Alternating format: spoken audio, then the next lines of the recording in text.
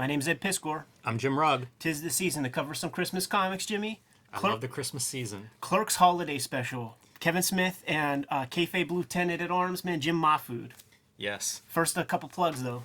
I am plugging my latest graphic novel, The Plain Janes, young adult graphic novel about a bunch of outcast high school students who turn to public guerrilla art to try to spice up their lives in the suburbs and all the trouble that ensues after that. Just named to the NPR Best Books of 2020 list. So perfect for the young adult reader or aspiring art lover in your life. It's a good gift this time of year. Yeah, chunky baby. And 500 pages, available in hardcover, softcover, and digital edition, wherever books are sold. Patreon.com/EdPiscore is where I'm serializing my current comics project, Red Room. Murder on the Dark Web for fun and profit, Jimmy. $3 gets you the archive. Issue 1 is up there in total at this very minute. And every Tuesday, I put up new strips, man. But it's for the early adopter, like I said, man. These comics are going to see the light of day in a proper print edition 2021. The X-Men Grand Design Omnibus sold out at the publisher level. So get that where you can find it because it's not going to be reprinted for a while. But the other big book that I had come out this year is the Ed Piscore Studio Edition. Very high resolution facsimile copies of Hip Hop Family Tree artwork, X-Men Grand Design artwork, art from my Public Enemy action figures, along with some commentary on every page, man. So it's like a nice 5-pound giant fucking book. Christmas is the perfect time for artist editions. Agreed, man. So Jimmy, I don't think we talked about one Oni Press book ever on the channel yet. Yeah, it's funny that we haven't, because there's lots of reasons to. We've talked about Bob Schreck, the editor, who was co-founded Oni Press, went from Dark Horse to Oni, and they published, man, Bill Sienkiewicz, Paul Pope, Frank Miller, Simon Bisley, like Kevin Smith, Matt Wagner. Interesting comics company, and at this point, they've been around almost 30 years. This is like a mid-90s company, 25 years probably. Not 100% sure, but the first time I ever saw the Oni logo, and I think it might be the first Oni book, was the first Clerks comic with the Gilbert Hernandez cover. Who is this kid, man? Who is this Jim Mahfood that gets to draw the thing, man? Because I like the Clerks movies, man. I was like 11, 12 when them shits came out, when Mallrats was plastered in my comics. So when I went to go see those flicks, I'm like, okay, this is what adulthood is. This is, like, I have to prepare myself for the day that I find out my girlfriend sucked 37 dicks, and I got to know how to operate. I don't operate like this guy. I just got to be aware that is a potentiality in life, man. And before you open it, Art Adams providing the cover here in a pretty fun one. Jay and Silent Bob dressed up for the holiday season.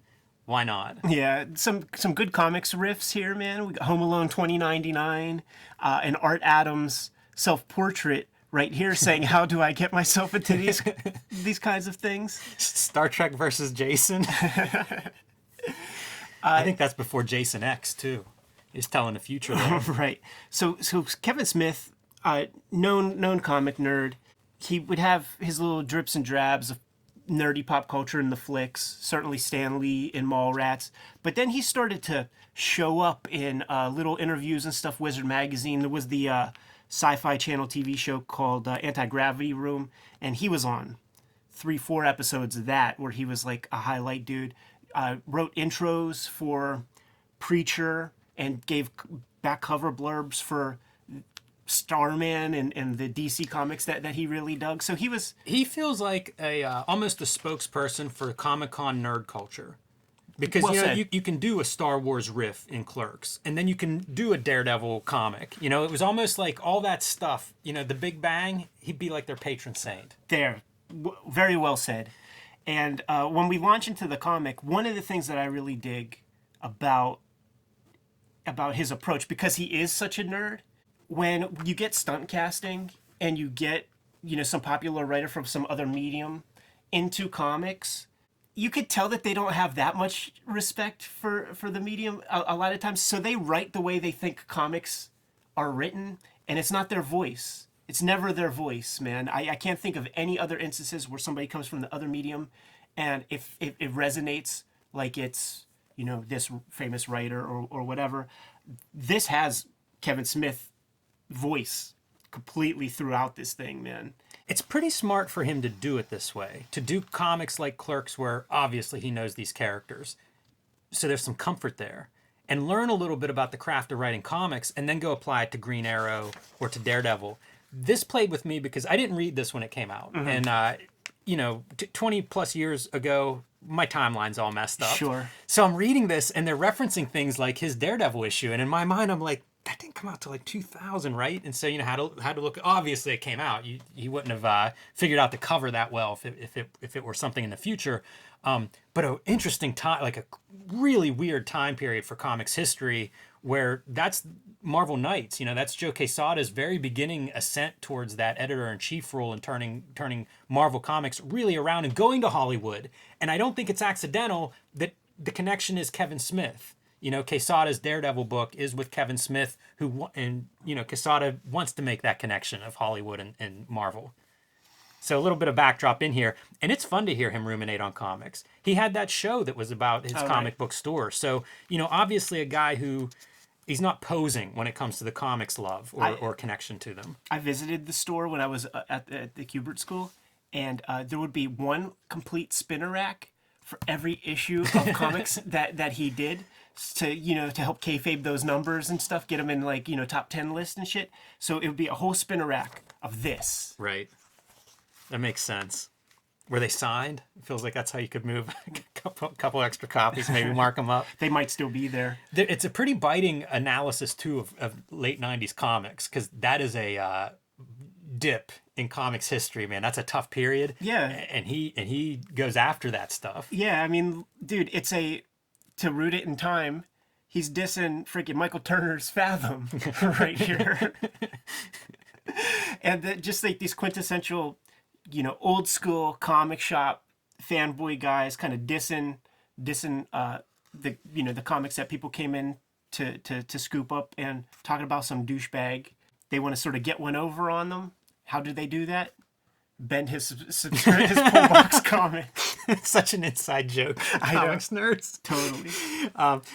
Mahfood's art looks really good here, and it's interesting because he's evolved into a very different visual artist, but this stuff looks really good, and you'll see him putting in these Easter eggs: Stray Bullets, Milk and Cheese, Mage, who had also teamed up with Matt Wagner on some Oni comics. So pretty fun to see that stuff pop in, and I assume that's Mahfood's handiwork, populating these background details. Yeah. Now it's funny that you say that because maybe so, but in like Chasing Amy, very prominent real estate at their little Comic-Con for Stray Bullets. Yeah, it certainly could be Kevin Smith, putting some of these ideas in there for sure. And as we move forward, man, we're gonna see a lot of fucking dialogue, and I just wonder how Jim Mahfood was able to navigate this stuff. I wonder if he had to break, because we'll see 15 panel pages. Yeah. That are broken down to the point where like the artwork is almost minuscule, and there's just that florid Kevin Smith fucking dialogue. Yeah, it's strange to see panels that look like this and then panels that look like this. Right. Like, was he working from a full script? Was he anticipating leave room for dialogue? And sometimes there's enough, and sometimes there's too much. The gag here is awesome because it's it's a priest talking about buying thick sticks. Well, he's ushering in goodwill. This is him ushering. Dante, you should be charitable on the holidays, and it's all this pious stuff. And then he's like, "Oh yeah, give me a copy of Thick Sticks." By the way, the storyline here, the priest is talking about visit somebody in the hospital, a loved one, and that's what Dante's gonna do, and there's gonna be a can of can involved. So it's kind of a neat writing thing, it does all fit together. Yeah, I guess so, huh? Dots are connected. Lines are crossed. For sure. This is like hardcore 90s humor, man. Shit that you just could not get away with. Yeah, this is a very politically incorrect Christmas comic. By the way, this is also around the time like the animated series is coming out, and you can find it on YouTube. There is a pilot for a Clerks sitcom where Jim Brewer plays fucking Randall. It's the perfect thing to see to illustrate how a corporation could just take all the life and all of the spirit out of one's original creation, man, because it is utter garbage. Wow. And you could tell what they try to do. They try to do the florid the floor of dialogue stuff, and it just makes no sense. So that's our guy Dante. We got our dude Randall, and he's got like a ska fucking checkerboard jacket, which is perfect for that time, the third wave ska shit. Got this old dude coming into the shop, man, and he's into pornography with little people. We'll call it. And see, he's even politically correct in certain moments here. He wants very specific. Old dude, white beard. Yes. Looks familiar. And he doesn't appreciate Randall's attitude and perhaps judgmental ways, man. So he's on the old dude's list. Just made the list. He sees that dude's address is the same building, but it's this door right in between the shops. A door he's never noticed before. Yeah. I wonder if it's even in the flick. Yeah, the story's not bad. You know, it kind of all works, more or less. Right. There's your page with some dialogue. Yeah, for sure. And once again, it's classic kind of Kevin Smith dialogue. Yeah, and I'm not going to tell Kevin Smith how to write, but I will tell everybody watching this how to write. If you have to reduce your font size to get the dialogue in, edit a little bit. Add a page or cut something out. I'm glad you said that, dude, because this works for Kevin Smith. Nobody else. Knowing just how fucking these comic companies work, Jim Mahfood, you're getting X amount of dollars for X amount of pages, and now Jim has to fucking figure out how to get all of this shit, 50 pages of comic into 22 pages of story. And by the way, figure out the best he can, because even here, Dante's eyes are cropped from the word balloon. Yeah, it's wild, man. Like I was feeling for Mahfood the entire time while I was reading this thing, to just try to imagine how one, I've done some stuff with Piscore that was like super dialogue heavy, and I had to basically not get paid for certain pages because I had to break it up some. Real screen tone, right? Jim Mahfood could answer that question. I could tell you when I was at his crib last, he had a stack of screen tones like this high. Feels like 98, man. If you're doing digital screen tones, you're a little way ahead of the game. Not a lot of people were doing that then. I point out, because his style does change. This is a really young Mahfood. Yeah. Great spotting blacks, though. And I love that he does this kind of stuff where you'll have the black outside of the panel borders and black page backgrounds. Really makes for an attractive page. Yeah, for sure, man. So Dante's going to go do his good deed for the holiday season. Randall wants to investigate, what the heck's going on in that middle door between the shops. Comedy ensues, man. When Randall busts into that middle door, he's greeted by a little elf. A little person. Yes. By the way, Bob Shrek cameo. Speaking of Bob Shrek. Absolutely, man. Asking, at the mental asylum. Yes. He's a comic publisher. When Dante inquires, what's going on with that guy? And Bob Shrek, the only words that come out of his mouth, "Can I poop in your mouth?" And then there's a Jim Mahfood in a straitjacket. Late books and unmet deadlines. That'll do that to you. With the Jim Mahfood underneath. Man, it's crossing over into the auto-bio category. So as we could imagine, man, Santa Claus is setting up shop in that middle space. See one of those ragdoll Mad Men dolls coming out there, man. We skipped an earlier part where Dante won a bet after 15 years. Randall got a Motley Crue jacket when he was a kid and said he's going to wear it forever. Dante said that in 10 years you're not going to be wearing that jacket. I'll bet you $100, and he won. So Randall's in Santa's workshop, and we see why Santa wanted that little people porn. Keeps his workers happy. Exactly. Popular demand. And there's also some talk about like some of the other porn stuff, trying to keep things spicy with Mrs. Claus. This is where we get reintroduced to Dante's girlfriend, who we last saw the end of Clerks. She had sex with a dead guy in the back bathroom of the Quickie Mart or whatever it was, the Quick Stop, yeah. and she is catatonic, and she's been catatonic that whole time. But Dante has a plan. Like he's one of those dudes that's like very susceptible to his friends.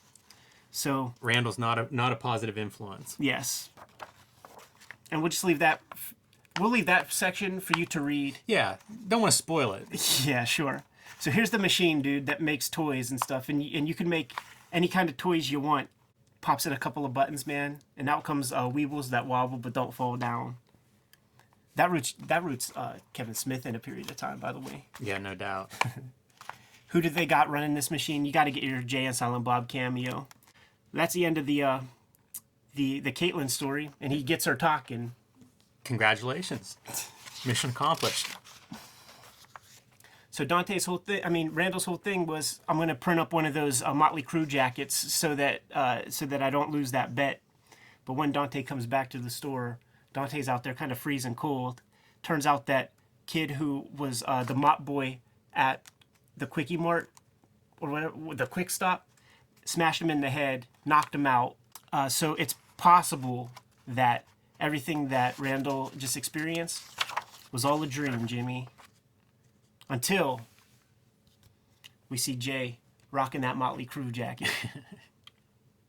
But it's even this is set up a little bit earlier, because Dante and Randall were talking about the possibility of that jacket hitting a thrift store or something.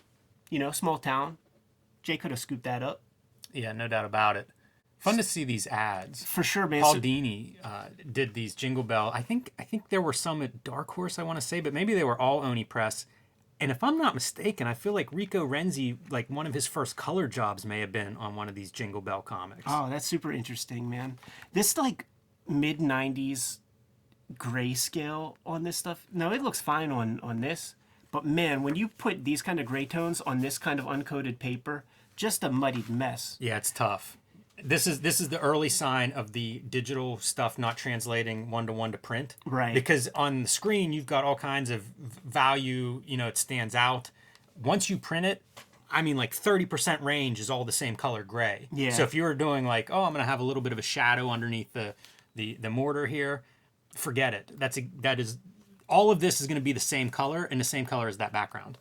So I think about like Mahfood, and I think about Scott Morse. Cool to see a Scott Morse ad too. Again, sort of positions a time frame for all of this. For sure, man. And those dudes were like cleaning up at that San Diego Comic-Con, like at sharing the table space. Yeah, man. They had that great location at Comic-Con for years. I'm going to say 10 years, but probably it was more like 4 or 5 years. But anytime I'd go to Comic-Con, I would always see those guys in that spot. It was always kind of neat. Yeah, incredible, man. Cool that Bob Schreck would, he stunt casted this stuff. Like, he would get Kevin Smith and sort of sell a lot of books on the strength of his name with Oni Comics early on.